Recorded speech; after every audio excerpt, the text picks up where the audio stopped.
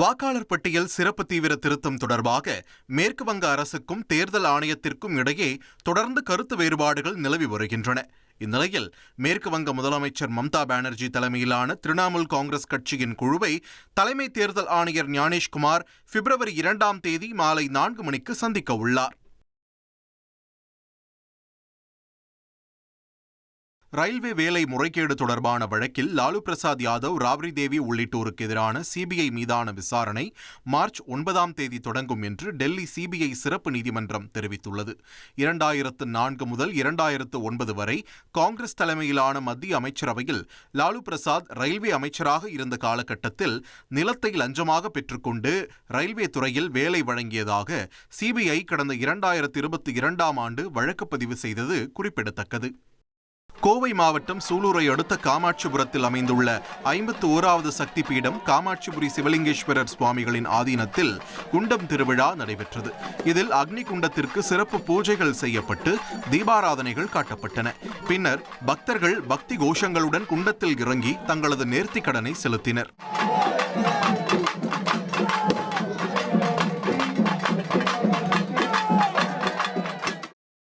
அமெரிக்காவின் மின்னியாபொலிஸ் அருகே பள்ளியிலிருந்து திரும்பிய 5 வயது குழந்தை ஈக்வடா நாட்டைச் சேர்ந்த தனது தந்தையுடன் கைது செய்யப்பட்டு தடுப்பு காவலில் வைக்கப்பட்டுள்ள நிலையில் அவர்களை அமெரிக்க நாடாளுமன்ற உறுப்பினர் ஜோக்வின் காஸ்ட்ரோ நேரில் சந்தித்துள்ளார். மேலும் அங்கு 2 மாத குழந்தை ஒன்றும் தடுப்பு காவலில் வைக்கப்பட்டிருப்பதாகவும் சட்டவிரோதமாக குடியேறியவர்கள் மீது எடுக்கப்பட்டு வரும் நடவடிக்கைகளில் பாதிக்கப்படும் குழந்தைகள் குறித்து கவலை தெரிவித்துள்ள அவர் உடனடியாக குழந்தைகளை விடுவிக்க வேண்டும் என கோரிக்கை விடுத்துள்ளார். தமிழகத்தில் வாக்காளர் பட்டியலில் பெயர் சேர்ப்பதற்கான கால அவகாசம் மேலும் 10 நாட்கள் நீட்டிப்பு. திமுக அமைப்பு செயலாளர் RS பாரதி தொடர்ந்த வழக்கில் உச்சநீதிமன்றம் உத்தரவிட்டுள்ளது. தைப்பூச திருவிழாவை ஒட்டி நெல்லை, தூத்துக்குடி மாவட்டங்களுக்கு சிறப்பு ரயில்களை தென்னக ரயில்வே அறிவித்துள்ளது. சென்னையிலிருந்து நெல்லை, தூத்துக்குடிக்கு நாளையும் மறுமார்க்கத்தில் பிப்ரவரி 1ஆம் தேதியும் சிறப்பு ரயில்கள் இயக்கப்படும் என்று அறிவிக்கப்பட்டுள்ளது. 2 நாள் பயணமாக முதலமைச்சர் ஸ்டாலின் இன்று சிவகங்கை மாவட்டத்திற்கு செல்கிறார். 28 புதிய திட்டப்பணிகளுக்கு அடிக்கல் நாட்டி 2559 கோடி மதிப்பீட்டில் 49 முடிவுற்ற திட்டப்பணிகளை தொடங்கி வைக்கிறார். 2025-26ஆம் ஆண்டிற்கான பொருளாதார ஆய்வறிக்கையை மத்திய நிதியமைச்சர் நிர்மலா சீதாராமன் நாடாளுமன்ற மக்களவையில் சமர்ப்பித்துள்ளார். 2026-27ஆம் நிதியாண்டில் இந்திய பொருளாதாரம் 7.2% வரை வளர்ச்சியை எட்டும் என்று பொருளாதார ஆய்வறிக்கையில் தெரிவிக்கப்பட்டுள்ளது. பிப்ரவரி 1ஆம் தேதி நாடாளுமன்றத்தில் தாக்கல் செய்யப்படும் பட்ஜெட் மீது 5ஆம் தேதி முதல் விவாதம் நடைபெறுகிறது. விவாதங்களுக்கு 11ஆம் தேதி நிதியமைச்சர் பதிலளிக்க வாய்ப்பிருப்பதாக தெரிவிக்கப்பட்டுள்ளது. நெல்லை பாபநாசத்தில் உண்டியல் காணிக்கையை திருடியதாக கோவில் செயல் அலுவலர் கைது செய்யப்பட்டார். அம்பை அடுத்த பாபநாசநாதர் கோவிலில் உண்டியல் என்னும் பணியின் போது கோவில் செயல் அலுவலர் ராஜேந்திரன் தங்கம், வெள்ளி மற்றும் பணம் திருடியதாக குற்றச்சாட்டு எழுந்தது. இதுகுறித்து அறநிலையத்துறை ஆய்வாளர் அளித்த புகாரின் பேரில் போலீசார் அவரை கைது செய்தனர். அவரிடமிருந்து 1 கிராம் தங்கம், 1 கிராம் வெள்ளி மற்றும் 8300 ரூபாய் பணம் பறிமுதல் செய்யப்பட்டது. காஞ்சிபுரம் ஏகாம்பரநாதர் கோவிலில் தெப்ப உற்சவம் வெகு விமர்சையாக நடைபெற்றது. 2 ஆண்டுகளுக்கு பிறகு கோலாகலமாக நடைபெற்ற இந்த விழாவில் திரளான பக்தர்கள் கலந்து கொண்டு ஏகாம்பரநாதரையும் ஏழவார் குழலி அம்மனையும் தரிசனம் செய்தனர்.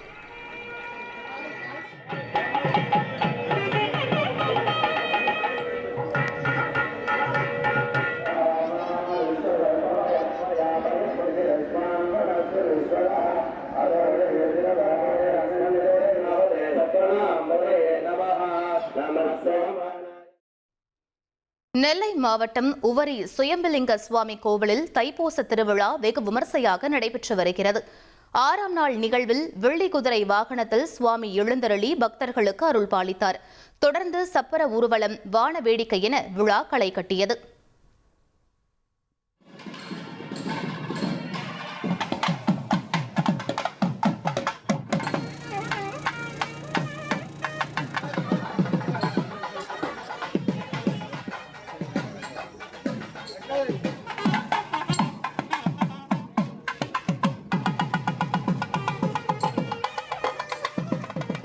திருச்சி ஸ்ரீரங்கம் அரங்கநாதர் கோவிலில் நம்பெருமாள் நெல் அளவை கண்டருளும் வைபவம் நடைபெற்றது. கோவில் கொட்டாரத்தில் பக்தர்கள் புடைசூழ நடைபெற்ற இந்த நிகழ்வில் நம்பெருமாள் பல்வேறு வாகனங்களில் எழுந்தருளி அருள் பாலித்தார். திரளான பக்தர்கள் ரெங்கா ரெங்கா என பக்தி முழக்கம் எழுப்பி தரிசனம் செய்தனர்.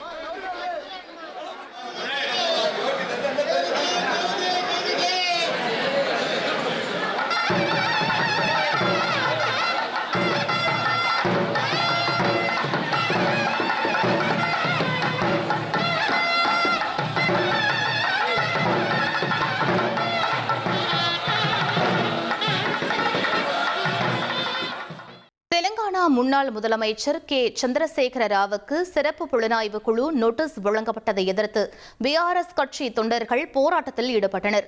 ஹைதராபாத்தில் உள்ள பிஆர்எஸ் பவன் அருகே நடைபெற்ற இந்த போராட்டத்தின் போது மாநில முதலமைச்சர் ரேவந்த் ரெட்டியின் உருவ பொம்மையை எரித்து அவருக்கு எதிராக கோஷங்களை எழுப்பினர்.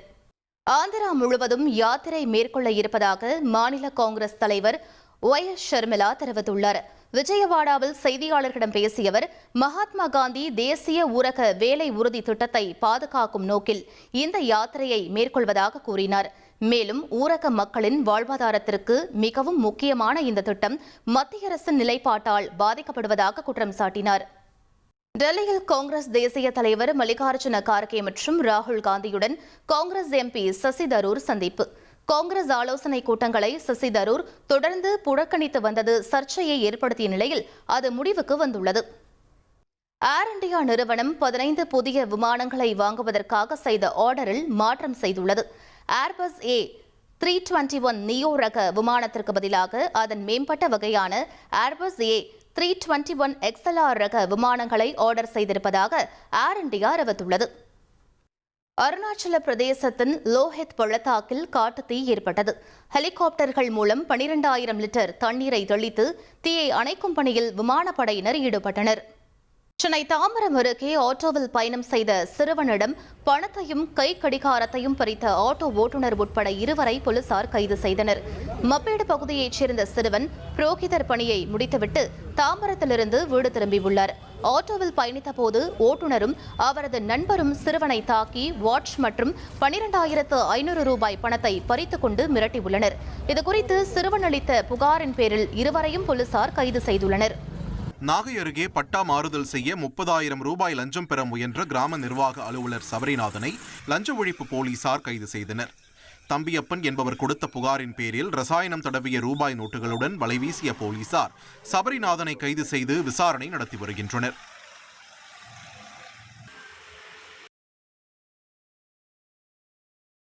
கிருஷ்ணகிரி மாவட்டம் ஊத்தங்கரையில் சாலையோரம் நிறுத்தி வைக்கப்பட்டிருந்த காரின் மீது வேகமாக வந்த சரக்கு வாகனம் மோதி விபத்து ஏற்பட்ட சிசிடிவி காட்சி வெளியாகியுள்ளது. இதில் சரக்கு வாகனம் வலதுபுறமாக கவிழ்ந்த நிலையில் அவ்வழியாக நடந்து சென்ற கோபிநாத் மீது கார் மோதியது. நல்வாய்ப்பாக அந்த நபர் காயமின்றி உயிர் தப்பினார். மதுரை மாவட்டத்தைச் சேர்ந்த ராணுவ வீரர்கள் மற்றும் எல்லை பாதுகாப்பு படை வீரர்கள் தங்கள் சொந்த கிராமத்தில் அரசு புறம்போக்கு நிலங்கள் மற்றும் விவசாய நிலங்களை ஆக்கிரமித்து நடத்தி வரும் கல் குவாரிக்கான அனுமதியை ரத்து செய்ய கோரி ஆட்சியரிடம் மனு அளித்தனர். ராணுவ உடையுடன் ஆட்சியர் அலுவலகம் சென்ற வீரர்கள் கல்லணை மற்றும் அதன் சுற்றுவட்டார கிராமத்தில் ஆக்கிரமிப்பு செய்யப்பட்ட நிலங்களை திரும்ப பெற்று தரக்கோரி மனு அளித்தனர். மேலும் நடவடிக்கை எடுக்காவிட்டால் தேர்தலை புறக்கணிப்போம் எனவும் தெரிவித்தனர்.